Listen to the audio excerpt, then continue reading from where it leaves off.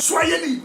Est-ce que vous savez, briller de gloire en gloire, ça va t'emmener dans plusieurs domaines. Vous savez, actuellement, nous traversons des moments difficiles où parfois, quand vous regardez la vie commence à être insoutenable. Mais j'aimerais bien vous dire que c'est le temps auquel Dieu t'appelle à briller. Dans cette période, oui. Pasteur Fofi, est-ce que ce que tu dis est vrai? Oui. Dieu, dans cette période, il te demande de prier et de marcher de gloire en gloire. Parce que tu portes en toi l'Esprit de Dieu. Tu es découvert, tu n'es plus voilé. Tu n'es plus voilé. Et comme tu n'es plus voilé, tu peux voir les choses claires, comme par la parole de Dieu. Le Seigneur m'avait dit quelque chose. Il est très puissant. Il se lève quelque temps. Il a dit, tout ce que tu as besoin, c'est de croire et déclare. Et tu vas voir ma gloire se manifester. Mes frères et sœurs, marcher de gloire en gloire, ce n'est pas seulement au ciel, mais c'est sur la terre d'abord qu'on doit commencer. Mon ami, s'il vous plaît, ne soyez pas des religieux. Et je déteste ça. Et je vous en supplie, ne restez pas religieux. S'il vous plaît, laisse ta foi grandir, laisse ta foi bouillonner. Libère un peu ta foi. Pourquoi tu veux rester traditionnel? Libère un peu ta foi. Laisse ta foi se manifester. Je me réveille le matin, je dis c'est la journée que le Seigneur a faite, qu'elle soit pour moi un sujet de joie. Je vais me lever et j'avance. Partout je serai, ma présence, la gloire que je porte, les démons, toutes les forces de l'enfer, les projets de Satan doivent plier bagage au nom puissant de Dieu. Et ça c'est ma foi, ça doit être ta foi. S'il vous plaît, c'est toi qui dois le faire. Dieu ne le fera pas, mais c'est toi qui dois dire, tu dois donner de l'ordre à la journée. Tu dois commander les jours. Tu dois commander. Et comme aussi tu peux décider de ne pas marcher de gloire en gloire, de marcher de honte en honte, de tristesse en tristesse, de misérable en misérable, d'apitoiement en apitoiement. Vous savez, c'est notre choix, c'est notre choix. Vous savez, c'est votre choix. Ah, c'est votre choix. Oh, c'est votre choix, c'est votre choix, c'est votre choix. S'il vous plaît, réveille-toi, toi qui dors. Lève-toi et brille. Charabaka. Le temps est arrivé où la puissance de Satan doit savoir qu'il y a des envahisseurs sur cette terre qui sont impossibles à molester, impossibles à arrêter. Et la personne en question, c'est toi qui me regardes, qui a donné ta vie à Jésus. C'est toi qui es né de nouveau, qui es rempli du Saint-Esprit. Et toi qui veux donner ta vie à Jésus maintenant. Voici l'opportunité est là. Tu peux donner ta vie à Jésus pour que tu puisses bâtir une vie de gloire en gloire. Parce que l'Esprit de Dieu va habiter en toi. Et là où il y a l'Esprit de Dieu, là où il y a la liberté. Liberté contre tous les mauvais sorts. Liberté contre tous les mauvais sorts. Être dévoué au service du royaume. Tous les mois, David va être le mois d'être dévoué au service du roi. Mon ami, servir Dieu dans n'importe quel domaine, il y a un salaire. C'est ça que la Bible dit. Vous servirez l'Éternel. Je bénirai ton pain. Je bénirai ton nom.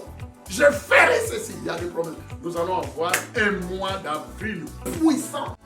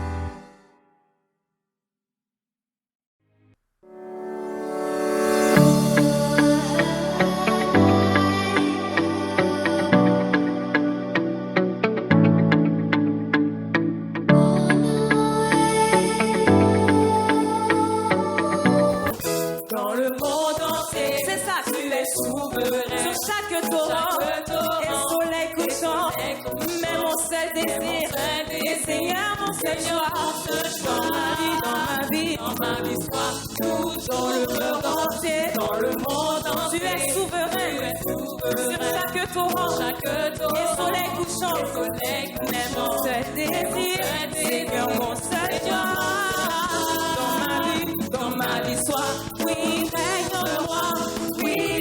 en moi, par ton pouvoir sur mes et dans tout est moi, tu es Seigneur, de tout en moi, et dans ma vie, sois, oh oui, règne en moi, par ton pouvoir, pour tous tes sons, quand je ne vois rien, tout est noir, oui, tu es Seigneur, de tout en moi, dans ma vie, sois, dans le monde entier, tu es souverain, sur chaque et soleil couchant, et Seigneur, mon désir, et mon seul choix, dans ma vie, sois, oui, règne en moi, par ton pouvoir, veille sur mes rêves, veille sur mes projets, veille sur mon cœur, c'est ça, tu es Seigneur, que tout entend dans ma vie, sois, oh oui, règne en moi, par ton pouvoir, veille sur mes rêves, Seigneur, et quand tout est loin, tu es Seigneur, que tout en moi, c'est ça dans ma vie, à chaque parole, et chaque pensée, Seigneur, que je veux refléter ta beauté, il n'y a rien au monde, de plus précieux que toi, dans ma vie, redis-le encore à chaque parole, Seigneur, et chaque pensée, Seigneur, je veux refléter ta beauté, car il n'y a rien au monde qui est plus précieux que toi, Yahweh, et dans ma vie, sois, oui, règne en moi, règne en moi, veille sur mes rêves, et quand tout est noir, tu es Seigneur, de tout en moi, dans ma vie, sois, oh oui, règne en moi, par ton pouvoir, veille sur mes rêves, et quand tout est noir, tu es Seigneur, de tout en moi, tu es Seigneur de tout en moi, tu es Seigneur de tout en moi, dans ma vie, déclare-le, il est le seul Seigneur, tu es Seigneur de tout en moi, dans ma vie, mais mon seul désir, Seigneur, mon seul choix, mon seul désir, dans ma vie, redis-le encore, mais mon seul désir, Seigneur, de jusqu'à la fin, je te suivrai dans ma vie, mais mon seul désir, Seigneur, mon seul désir, et dans ma vie, sois toujours le roi, dans ma vie, sois toujours le roi, dans ma vie, sois toujours le roi, et dans ma vie, sois toujours le roi, dans ma vie, sois roi majestueux. Je n'ai qu'un désir, être avec toi, oui, être avec toi, majestueux, oui, tu es mon roi, oh, je n'ai qu'un désir, être avec toi, mon Seigneur, être avec toi, mon, on va déclarer, Seigneur, tu es Jésus.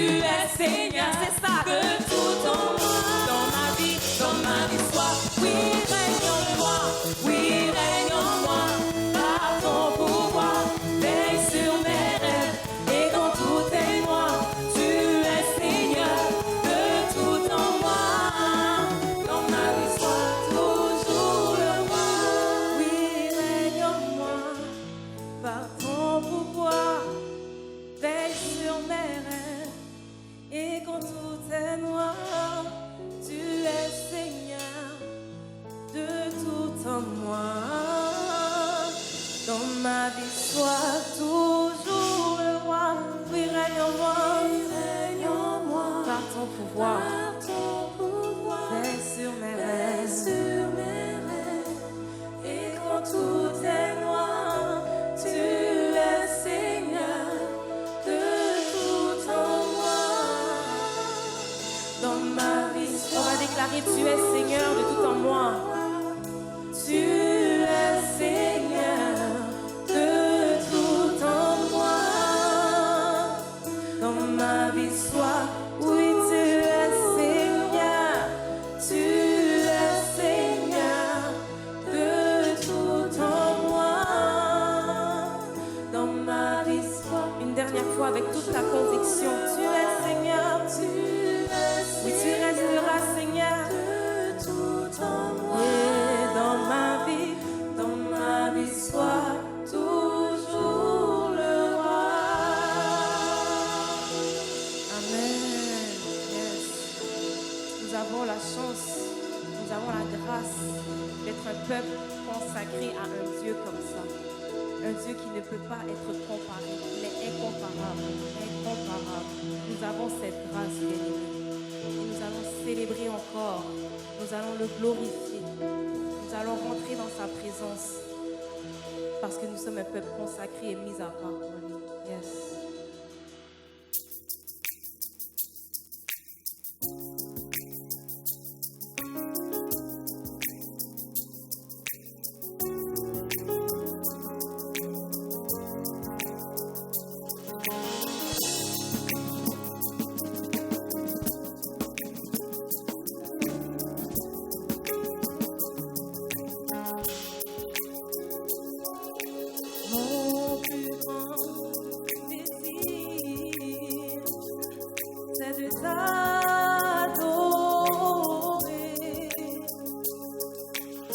Avec toute mon âme, oui, je t'adore.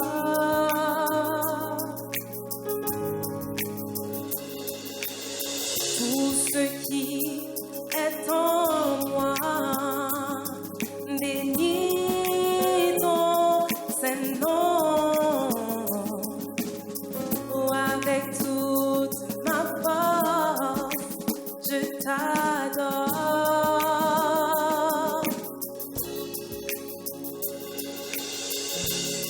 Lord, I give you my all. I give you my soul. I live for you alone. Every breath that I take, every moment I'm awake. Lord, have your way in me. Lord, I give you my heart. I give you my soul.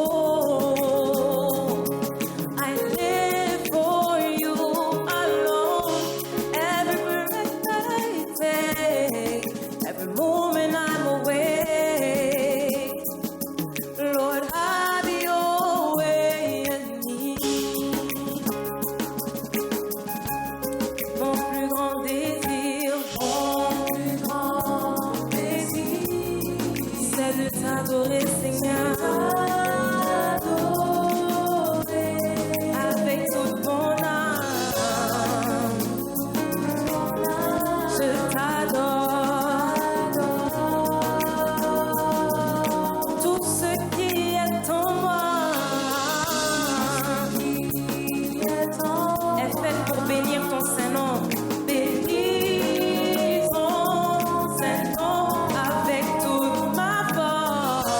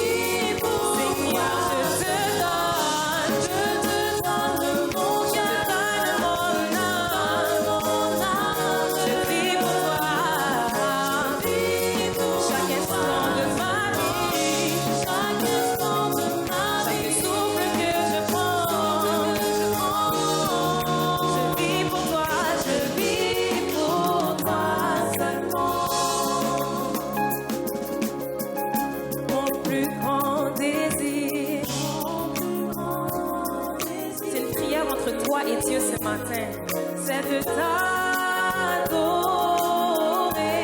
Avec tout ce que je suis, Seigneur, je t'adore.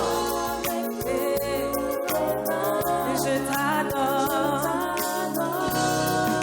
Tout ce qui est en moi, Papa, je te le donne. C'est pour toi. Tout ce qui est en moi, bénis ton Saint-Nom. Avec toute ma force, je t'adore. Seigneur, je te donne tout en ce moment. Seigneur, je te donne. Je te donne de mon cœur, mon âme. Je vis pour toi à chaque instant de ma vie. Chaque souffle que je prends, c'est pour toi. Je vis, je te donne, je te donne mon cœur. Oui, je te donne, Papa, mon âme. Oui, je te donne, Papa. Je vis pour toi seulement. Chaque instant de ma vie, et chaque souffle que je prends, je vis. Oui, Seigneur, je te donne mon cœur, mon âme. Oui, je te donne mon âme. Je vis pour toi seulement. Chaque instant de ma vie, chaque souffle que je prends, je vis pour toi. Je vis pour toi. Je vis pour Seigneur, je te donne mon cœur, mon être entier, mon âme. C'est pour toi. Je vis pour toi. Oui, chaque instant de ma vie, chaque souffle que je prends, je vis pour toi seulement.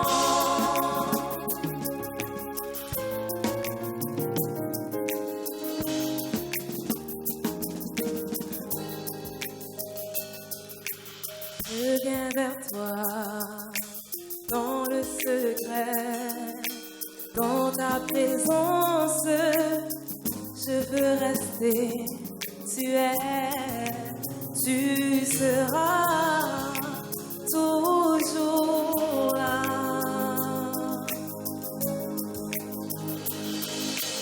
Je viens vers toi dans le secret. Oui, dans ta présence, je veux rester. Tu seras toujours là. Tout contre toi, près de ton cœur. Je veux entendre ta voix, Seigneur, tu seras toujours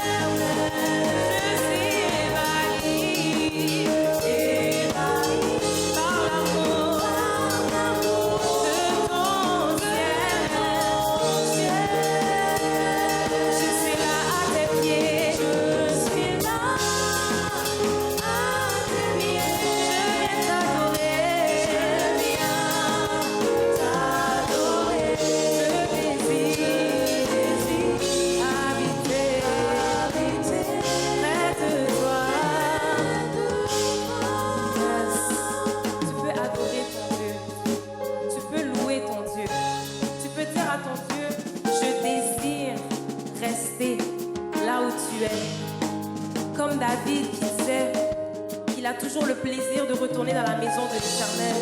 Nous avons l'opportunité de rester dans la présence de l'Éternel H24, 7 jours sur 7. Dis à ton Dieu, je veux demeurer, je veux habiter, je veux rester tout contre toi.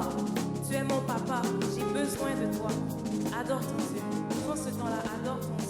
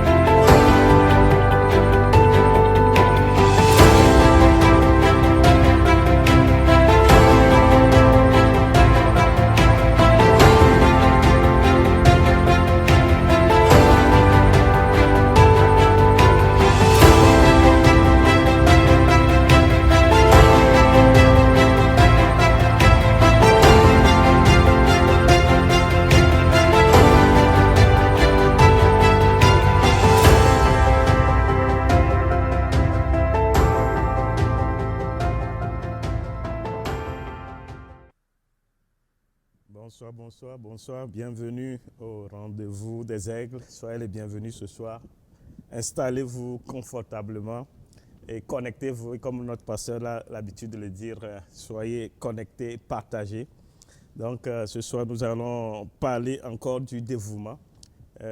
Avant toute chose et avant même la prière, je tiens à remercier le pasteur Fofi pour la confiance. Merci à Maman Suzy pour leur confiance. Donc ce soir, Dieu nous fera grâce, donc je vais aussi aller dans le thème du mois, le thème qui est le dévouement pour le mois d'avril. Donc nous allons partager quelques éléments si simples, mais si importants. Donc avant tout, je vais faire la prière. Éternel Dieu, nous te bénissons. Seigneur, nous voulons te dire merci pour ton amour et ta grâce, ta miséricorde et ta compassion. Seigneur, tu veux toujours nous faire grandir, éternel Dieu.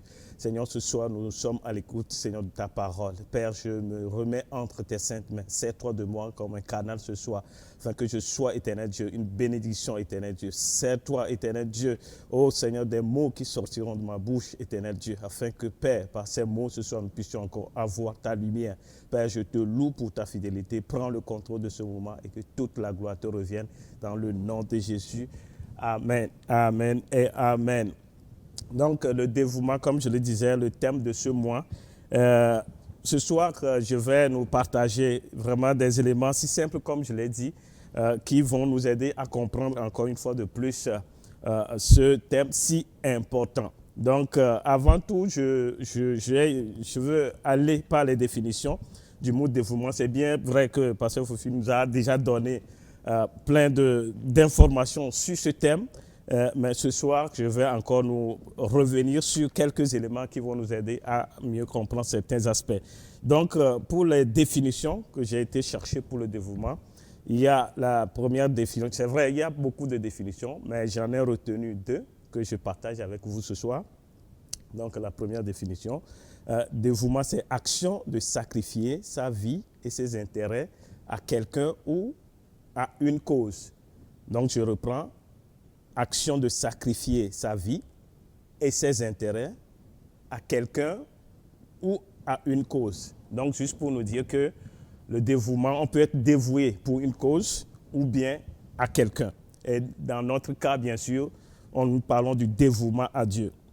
Donc, la deuxième définition, je vais la donner.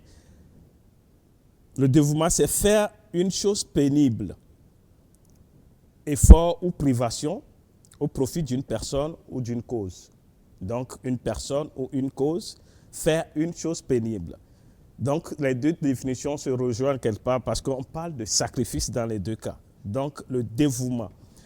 Le dévouement. Lorsque nous prenons dévouement, il y a quelques éléments très importants que je vais nous partager ce soir. Il y a la confiance, pasteur nous en a parlé, mais il y a aussi l'amour, la fidélité et le sacrifice.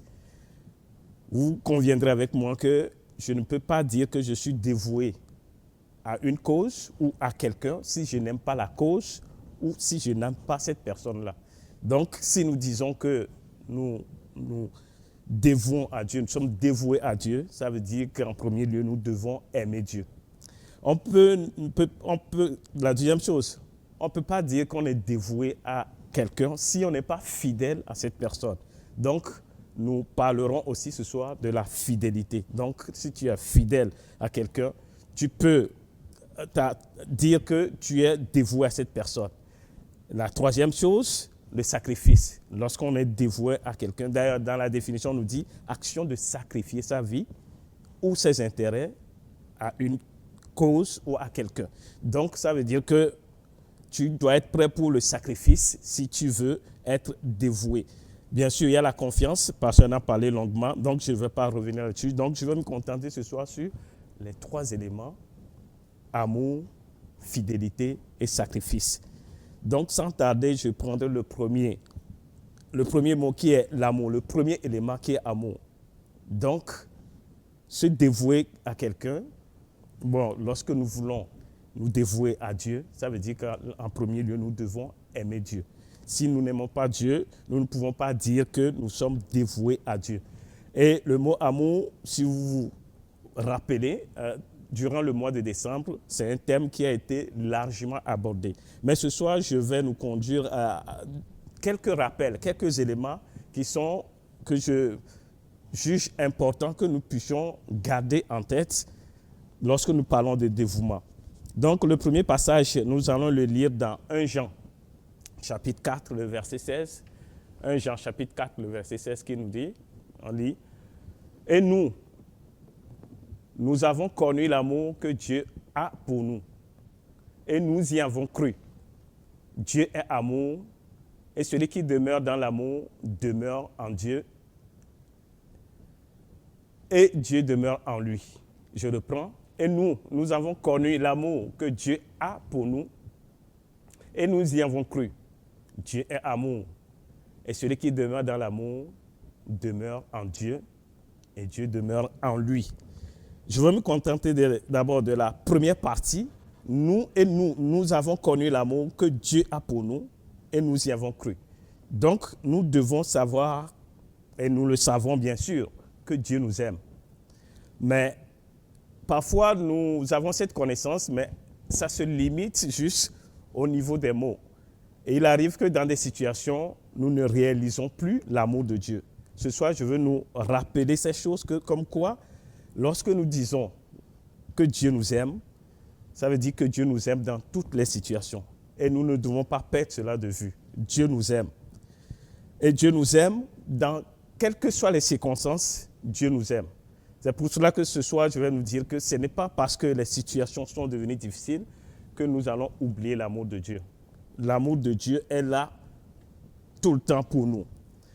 Ça me ramène à ce passage de Paul, lorsqu'il disait dans Romains chapitre 8, le verset 38 au verset 39, la Bible nous dit « Car j'ai l'assurance », c'est Paul qui parle ici, « j'ai l'assurance que ni la mort, ni la vie, ni les anges, ni les dominations, ni les choses présentes, ni les choses à venir, ni les puissances, ni la hauteur, ni la profondeur, ni aucune autre créature ne pourra nous séparer de l'amour de Dieu manifesté en Jésus-Christ notre Seigneur. » Ça veut dire qu'en tout temps, l'amour de Dieu est là pour nous.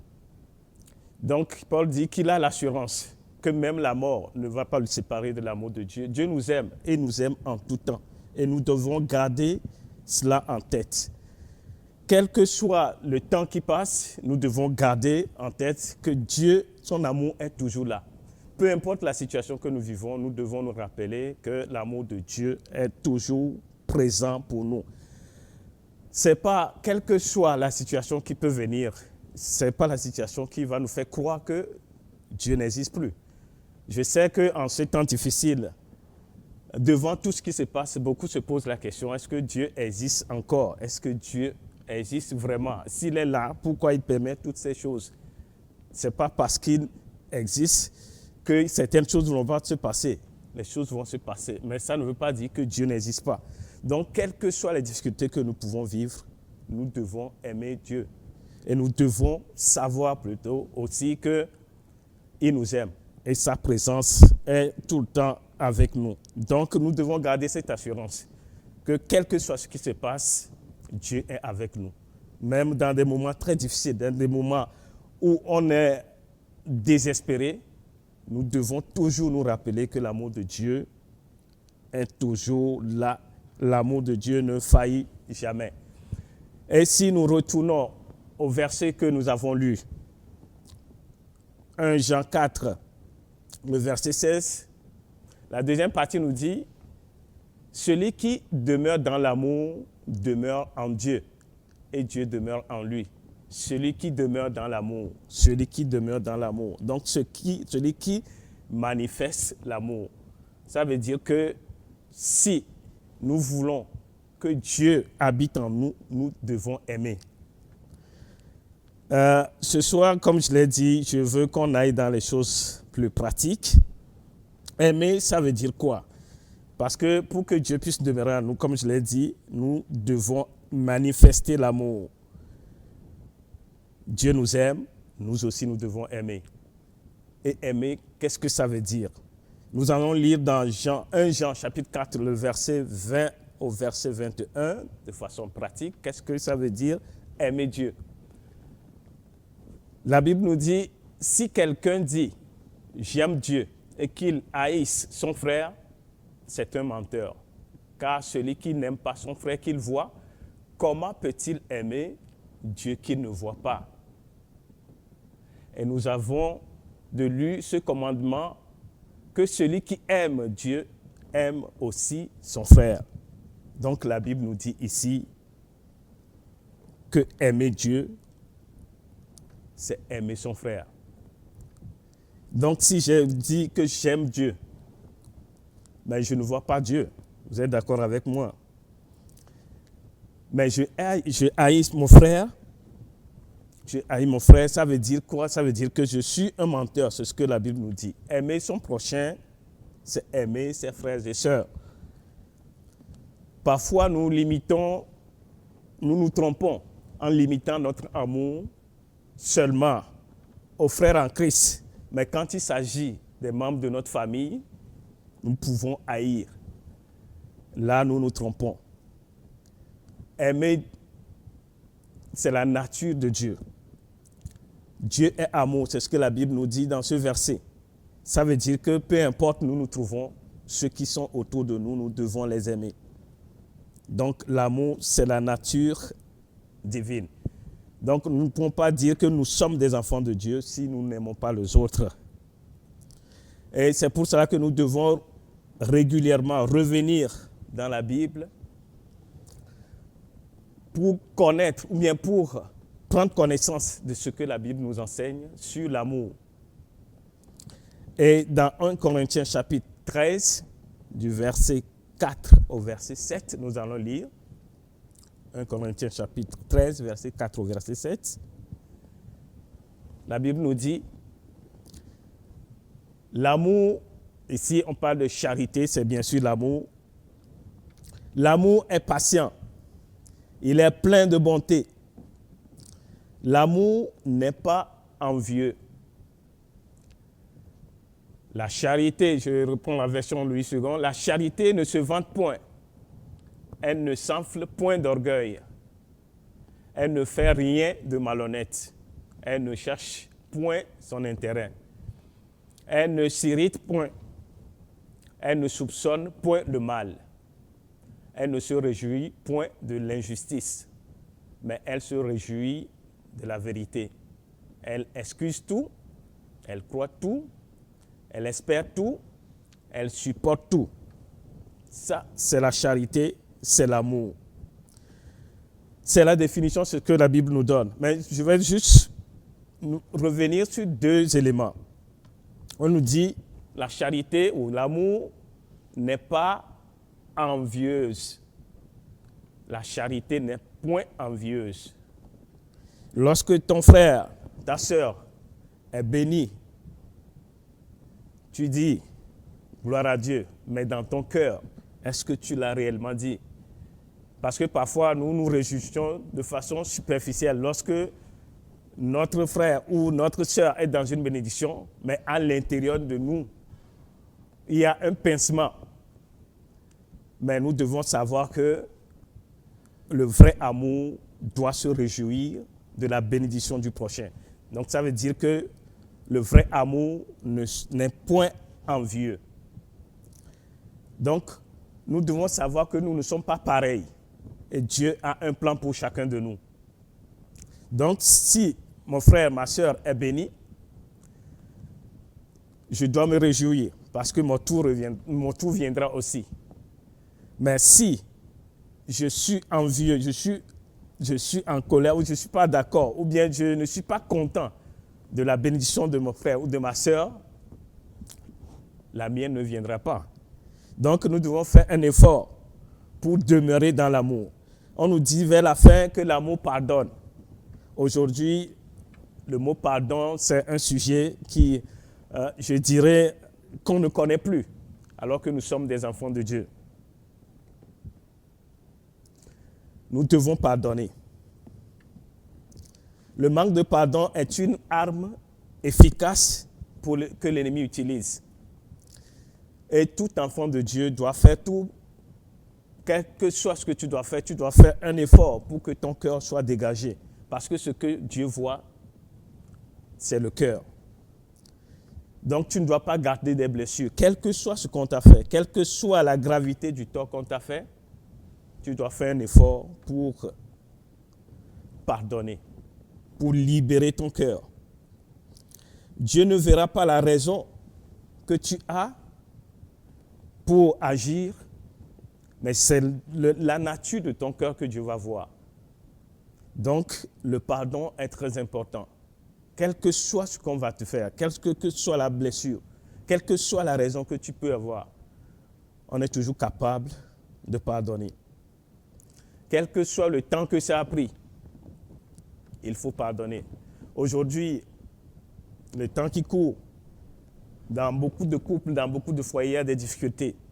Mais je suis sûr que si nous nous pardonnons mutuellement, si le problème arrive, on se pardonne mutuellement, on limiterait les dégâts. Parce que généralement, le problème, ça commence petit. Et chacun de son bord se donne une raison. Ça, on ne peut pas me faire ça. Ça, je ne peux pas pardonner, alors que nous sommes des enfants de Dieu. Dieu nous interpelle ce soir. Quel que soit ce qu'on peut te faire, quelle que soit la blessure que tu peux recevoir, tu peux toujours pardonner. Et si tu ne pardonnes pas, tu te limites. Parce que ce que Dieu voit, comme je l'ai dit, ce n'est pas la raison que tu as, mais ce que Dieu va voir, c'est l'état, la disposition de ton cœur. La Bible nous dit, heureux ceux qui ont le cœur pur, car ils verront Dieu. Comment est ton cœur? Quelle est la nature de ton cœur? C'est vrai, tu as raison, mais ça ne t'empêche pas de pardonner. Parce que si tu ne pardonnes pas, tu te limites. Donc, c'est très, très important le pardon.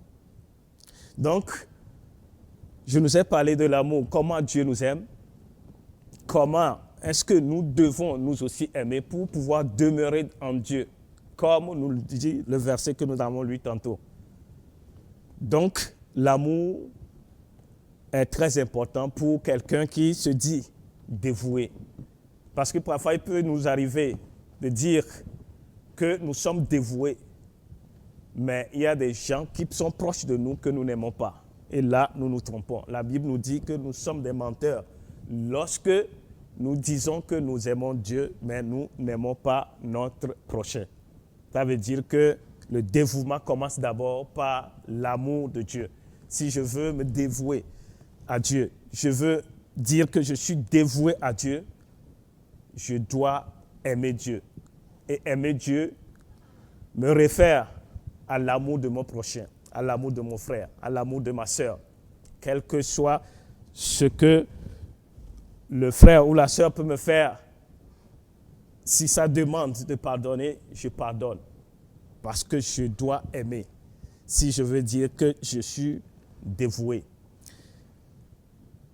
Le deuxième élément que nous allons voir, que j'ai nommé en tout début, c'est la fidélité. La fidélité. La fidélité est aussi la nature de Dieu. Dieu est fidèle. Et nous ne pouvons pas dire que nous sommes dévoués à quelqu'un si nous ne sommes pas fidèles à cette personne. Nous ne pouvons pas dire que nous sommes dévoués à une cause si nous ne sommes pas fidèles à cette cause. Donc c'est très important, la fidélité. La fidélité, c'est, comme je l'ai dit, c'est la nature de Dieu. Et la Bible, d'ailleurs, nous qualifie comme des fidèles. Nous allons lire dans 2 Timothée, chapitre 2, le verset 13. 2 Timothée 2, le verset 13.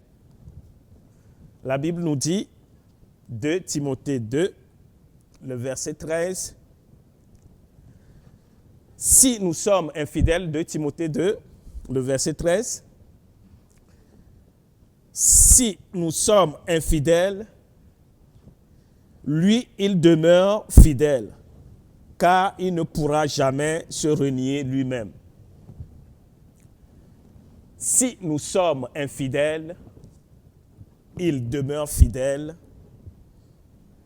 car il ne pourra jamais se renier lui-même. Ici, nous parlons de Dieu. Dieu est fidèle. C'est ce que la Bible nous dit. Donc, quel que soit ce qui se passe, et en ces temps difficiles, nous devons compter sur la fidélité de Dieu. Nous savons que les temps sont difficiles. Nous savons que nous avons des situations difficiles. Parfois des moments très, très difficiles qui semblent parfois nous dépasser, mais nous devons toujours compter sur la fidélité de Dieu. Pourquoi nous devons compter sur la fidélité de Dieu? La première des choses, c'est que Dieu est fidèle à ses promesses. Et moi, j'ai l'habitude de dire que si Dieu t'a fait une promesse, que ces promesses deviennent des signes pour toi que tu ne mourras pas avant ton temps. Parce que tant que les promesses, tu te dis, tant que les promesses ne sont pas réalisées, tu ne mourras pas. Donc ça devient un signe comme toi, comme quoi tu ne mourras pas avant ton heure. Donc la Bible nous dit, Dieu est fidèle dans ses promesses. Nous allons lire dans Josué chapitre 21, le verset 45. Josué 21, verset 45. La Bible dit, de toutes les bonnes paroles que l'Éternel avait dites à la maison d'Israël, aucune ne resta sans effet. Toutes s'accomplirent. Ici, nous voyons la preuve de la fidélité de Dieu. De toutes les bonnes paroles que l'Éternel avait dites à la maison d'Israël, aucune de ces paroles ne resta sans effet. Ça veut dire que toutes ces paroles ont été accomplies. Ce soir, j'aimerais te poser une question. Qu'est-ce que Dieu t'a promis? Qu'est-ce que Dieu t'a promis? Est-ce que Dieu t'a promis la santé et tu es toujours malade? Crois vraiment à sa fidélité. Tu retrouveras ta santé. Est-ce que Dieu t'a promis la vigueur? Crois à la fidélité de Dieu. Ici, Josué a fait le temps avec Dieu. Il a vu beaucoup de choses se passer à ses yeux. Et il conclut en disant, de toutes les bonnes paroles que l'Éternel avait dites à la maison d'Israël, aucune ne resta sans effet. Toutes s'accomplirent. Donc ce soir, je nous encourage à croire, à avoir la foi en la fidélité de Dieu. Si Dieu t'a promis la santé, tu es encore malade, crois en sa fidélité, tu seras restauré. Est-ce que Dieu t'a promis la vigueur? Crois à sa fidélité. Est-ce que Dieu t'a promis la protection? C'est vrai, en ces temps, nous avons besoin d'une protection. Et ce soir, je veux nous rassurer que Dieu est fidèle pour nous protéger. C'est ce qu'il a promis dans sa parole. Ou peut-être Dieu t'a promis une bénédiction quelconque, mais je veux te rassurer ce soir que Dieu est fidèle pour te bénir, bien pour te donner ce que tu as toujours cherché ou bien ce que tu cherches. Dieu est fidèle. Nous allons continuer pour ce qui concerne la fidélité de Dieu. Nous avons dit Dieu est fidèle dans ses promesses. Dieu est aussi fidèle pour ne pas permettre que nous soyons tentés au-delà de nos forces. C'est ce qu'il nous dit dans sa parole. Dieu est fidèle pour ne pas permettre que nous soyons tentés au-delà de nos forces.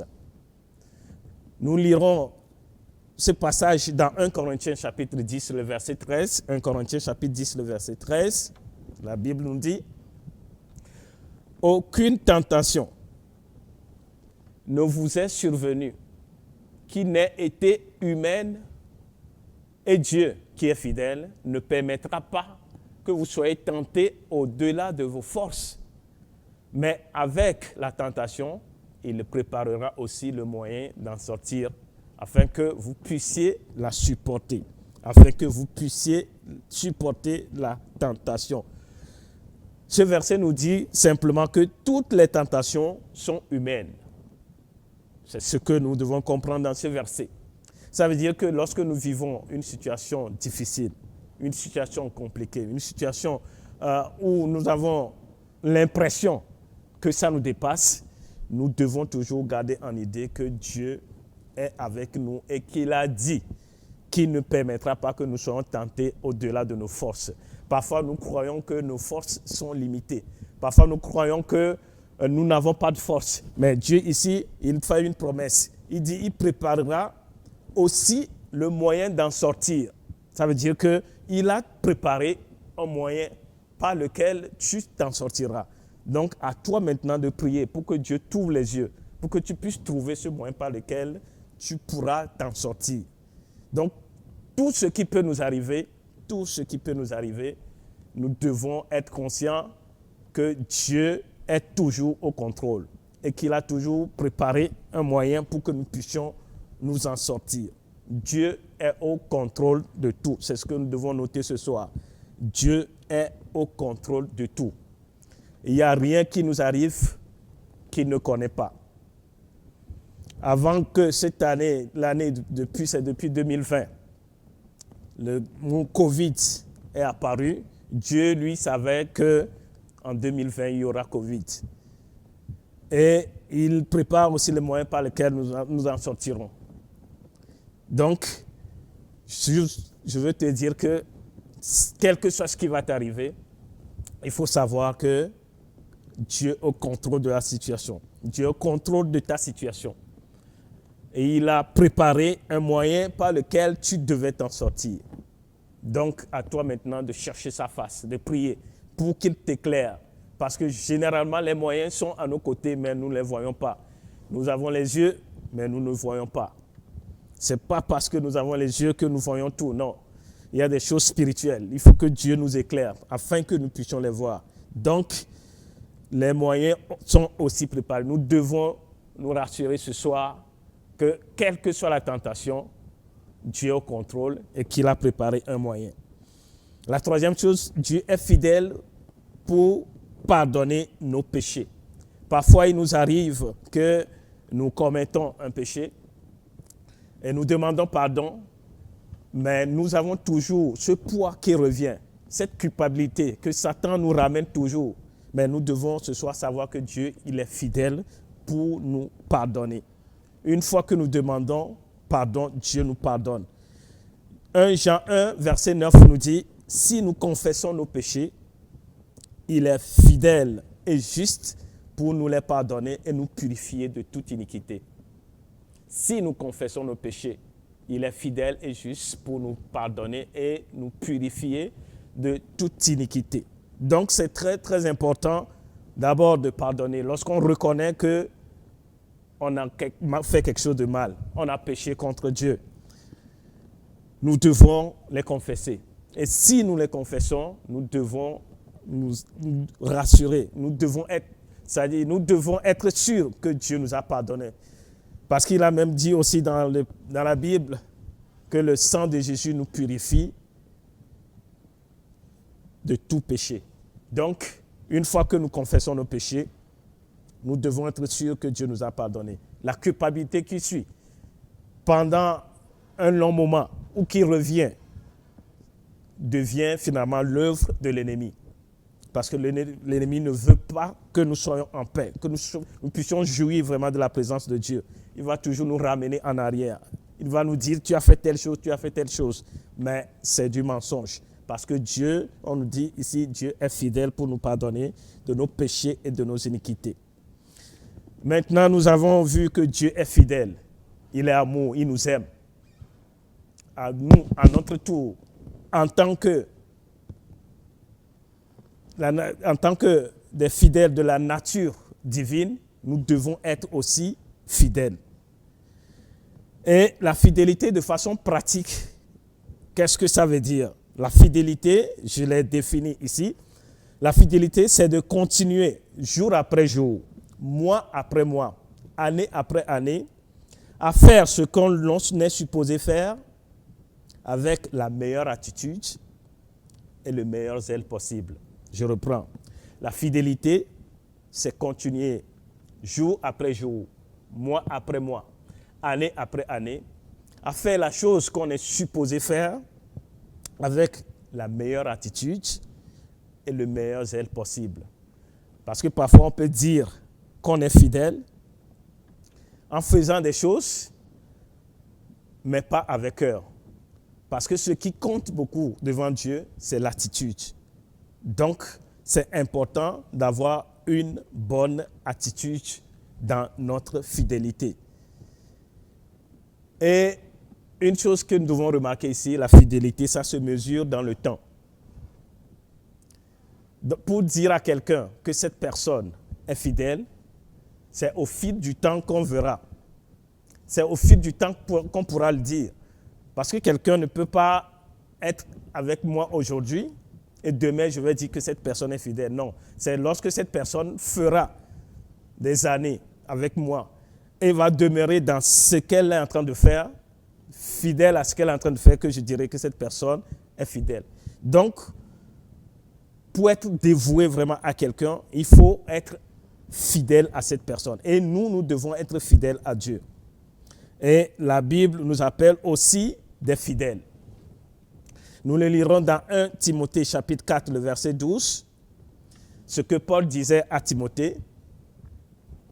Paul dit à Timothée que personne ne méprise ta jeunesse, mais sois un modèle pour les fidèles, en parole, en conduite, en charité, en foi, en pureté. Que personne ne méprise ta jeunesse, mais sois un modèle pour les fidèles. Les fidèles, c'est les chrétiens, c'est nous. Donc, nous ne pouvons pas agir contre nature. Si la Bible nous appelle des fidèles, nous devons l'être. Donc, un enfant de Dieu ne peut être qu'un fidèle à Dieu. Mais aujourd'hui, est-ce que nous sommes tous fidèles à Dieu?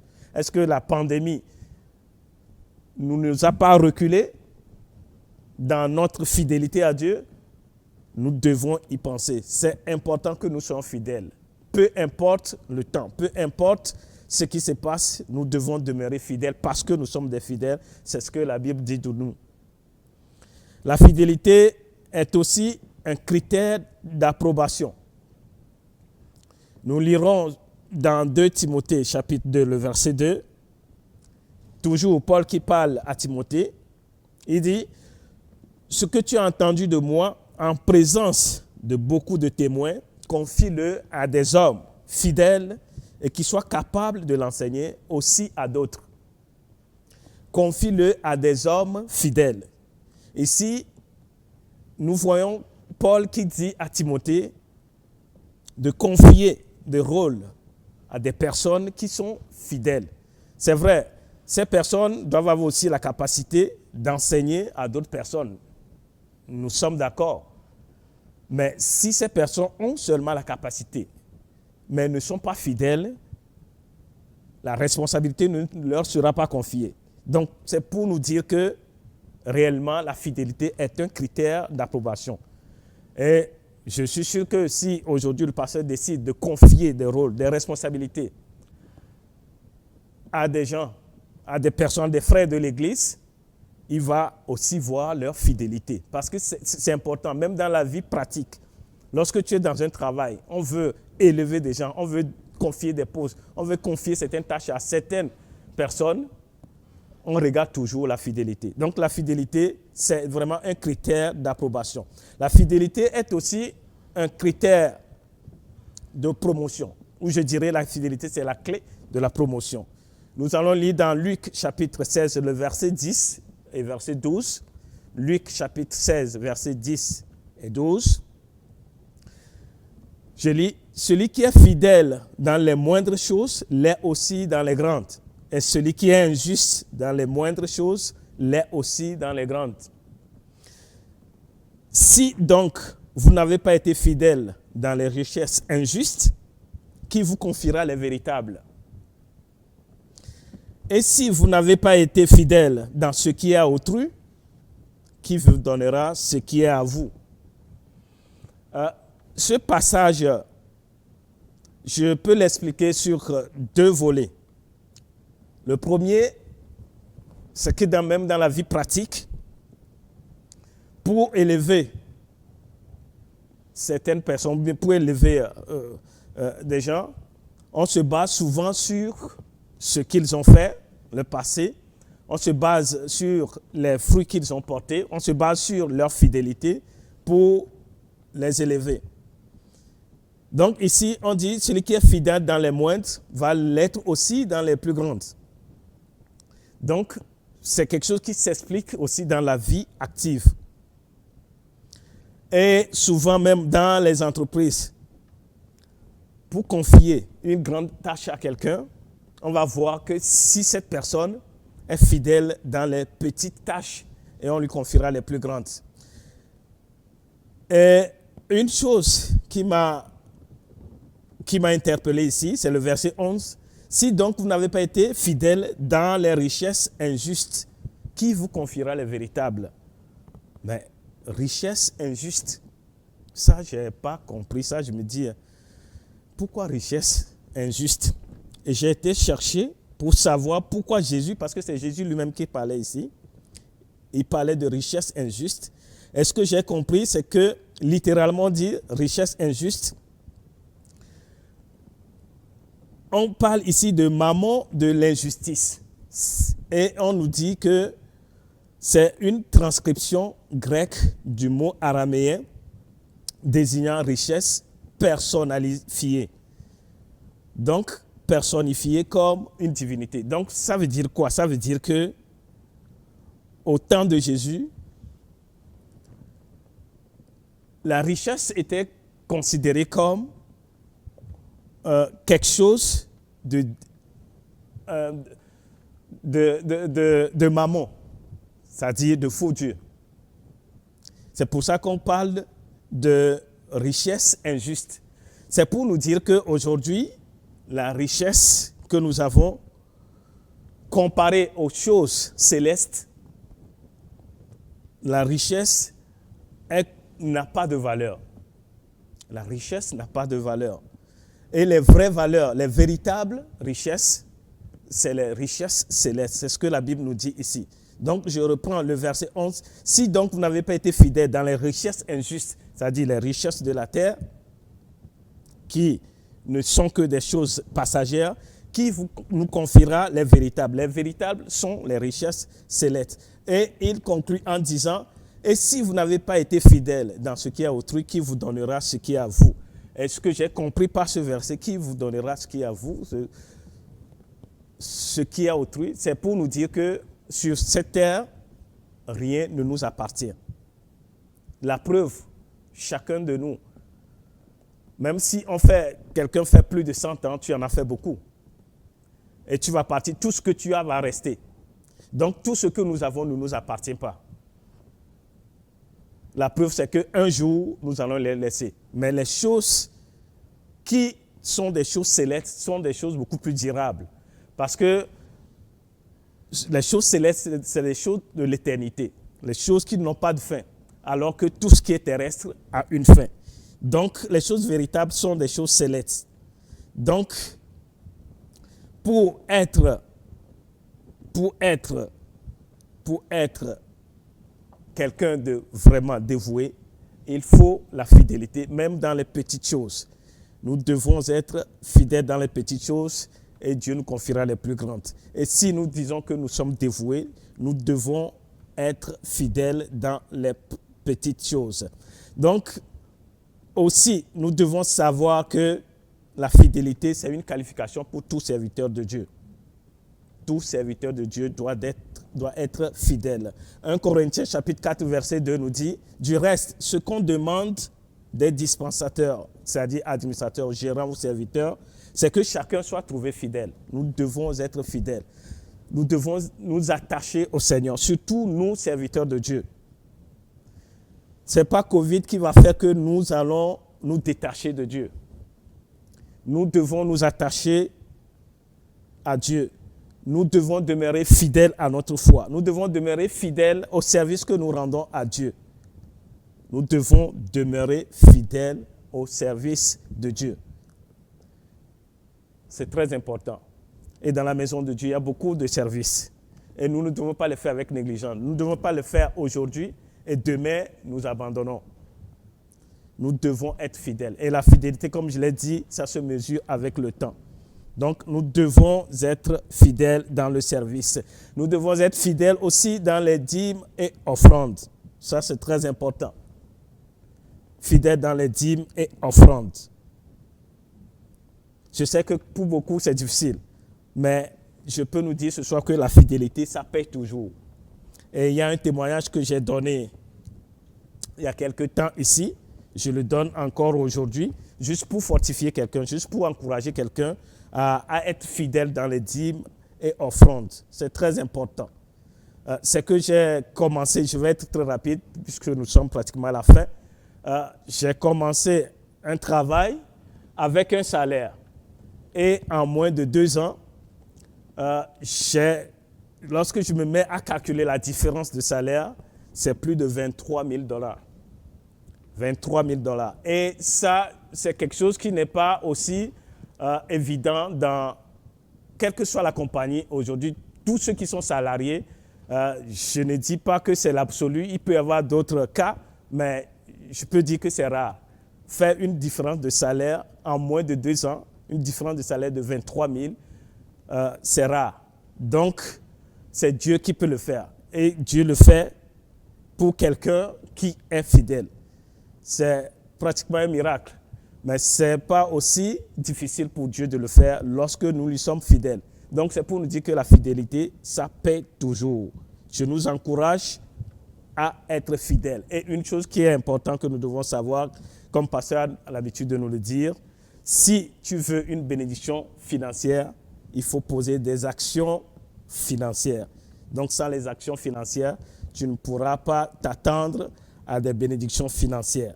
Donc, pour finir, je nous encourage à la fidélité. Surtout si nous disons que nous sommes dévoués à Dieu. Nous voulons dévouer vraiment à Dieu. Nous devons être fidèles à lui. Donc, la fidélité, elle est très importante. Donc, je conclue en disant, si vous voulez une percée dans votre vie, que ce soit spirituelle, financière, relationnelle ou autre, soyez fidèles. Et la fidélité, sur tous ces aspects, ça paie toujours. Et pour finir, le dernier point sur lequel je ne vais pas rester longtemps, c'est être prêt pour le sacrifice. Donc, si tu veux être dévoué à quelqu'un, tu dois être prêt pour le sacrifice pour cette personne. Dans 2 Timothée 4, verset 2, la Bible nous dit, proclame la parole, c'est Paul qui parle à Timothée, proclame la parole, insiste que l'occasion soit favorable ou non, convainc, réprimande, encourage par ton enseignement avec une patience inlassable. Donc, faire sacrifice, on ne doit pas s'attendre à des moments favorables. Sacrifice, ça demande un effort de plus, une action de plus, une action parfois qui nous dépasse. C'est là où on parle de sacrifice. Ce n'est pas au niveau normal. C'est un degré de plus d'effort. il y a un prix à payer. Et nous parlons de projet Baptiste et nous avons un prix à payer pour ce projet qui est pour nous tous. Il se peut qu'on n'ait pas les moyens, mais lorsque nous avons la volonté et que nous demandons l'aide de Dieu, Dieu nous fait grâce pour que nous puissions participer. Et je tiens à nous rappeler que les choses de la terre prennent fin. Par contre, les choses célestes durent toujours. Et c'est ce que Jésus nous a dit tantôt dans Luc, comme quoi les choses qui ne sont pas à nous, c'est les choses de la terre. Mais si nous gérons bien, si nous les prenons pour participer aux œuvres célestes, parce que le projet Baptiste, c'est une œuvre de Dieu. Donc, si nous posons des actions en ce sens, c'est que nous contribuons pour l'éternité. Donc, lorsque nous le faisons pour des choses durables. Et ça demande des sacrifices et que Dieu nous fasse grâce afin que nous puissions faire ces sacrifices qui nous est demandé pour pouvoir participer activement à cette œuvre-là. Que le Seigneur nous bénisse. Donc, c'était quelques points pour le dévouement. Premièrement, l'amour. Deuxièmement, la fidélité et être prêt pour le sacrifice. Que le Seigneur nous bénisse. Je vais prier. Éternel Dieu, nous te bénissons. Seigneur, merci pour ta parole. Seigneur, merci pour ce temps. Père, nous te rendons, Seigneur, toute la gloire. Parce que, Seigneur, tu es celui qui parle au cœur. Père, sers-toi de cette parole pour nous communiquer encore, Seigneur, ta lumière. Seigneur, fais-nous du bien au travers de ta parole. Père, nous te disons merci. Merci infiniment. Nous te rendons toute la gloire dans le nom de Jésus. Amen, amen. Je vais prier pour quelqu'un qui a écouté ce message et qui ignorait que Dieu l'aime et qui ce soir s'est rendu compte que Dieu est amour et que Dieu l'aime malgré tout ce qu'il est, malgré sa situation, que Dieu l'aime et que Dieu est fidèle dans son amour pour lui et qui veut donner sa vie. Je veux prier pour cette personne ce soir. Donc, je vais prier. Il suffit juste de prendre la décision que ce soir, je veux donner ma vie à Dieu. Et Dieu est fidèle pour transformer ta vie. Je prie. Éternel Dieu, je bénis ton nom ce soir pour ce frère, cette sœur, Seigneur, qui a pris ou bien qui prend en ce moment cette décision de donner sa vie. Père, je prie, éternel Dieu. Seigneur, agis maintenant dans sa vie, Seigneur. Père, je te loue parce que, Seigneur, tu es en train de transformer la vie de quelqu'un. Oh, Seigneur, reçois la gloire ce soir. Reçois la gloire ce soir. Père, dans le nom de Jésus, nous te disons merci. Et je vais demander à cette personne ce soir qu'il prononce ces paroles après moi. Mais Seigneur, merci. Merci parce que je t'ai entendu. Merci parce que j'ai compris ton amour pour moi. Merci parce que ce soir, j'ai entendu ta parole et je prends la décision ce soir de donner ma vie à toi. Prends ma vie, prends la première place et agis dans ma vie. Prends le contrôle, que tout ce qui est en moi devienne pour toi, Seigneur. Merci de demeurer dans ma vie. Je te rends toute la gloire dans le nom de Jésus. Amen, amen, amen. Nous allons passer rapidement aux offrandes. Donc, vous allez voir les informations défiler au bas de l'écran. Et nous allons donner à Dieu. Ce soir, nous avons parlé de la fidélité. Il nous arrive de donner une fois et de ne pas donner les autres fois. Mais ce soir, je nous encourage à demeurer dans la fidélité. Parce que Dieu est fidèle. La fidélité, et c'est la fidélité qui paie. Tu fais aujourd'hui, demain tu ne fais pas, ça ne te paiera pas. Mais c'est la fidélité qui va te payer. Donc, merci pour les dons, merci pour les dons. Merci pour les dons. Que le Seigneur vous bénisse. Je vais prier. Éternel Dieu, je bénis ton nom ce soir pour ces offrandes. Je te loue pour ta fidélité. Seigneur, merci parce que Seigneur, oh Père éternel Dieu, ce soir tu touches afin que Seigneur, nos bien-aimés, Seigneur, te donnent, Seigneur, leurs offrandes. Éternel Dieu, je prie que ces offrandes, Seigneur, soient bénies. Seigneur, là où ils ont trouvé, éternel Dieu, je prie que tu fructifies, éternel Dieu.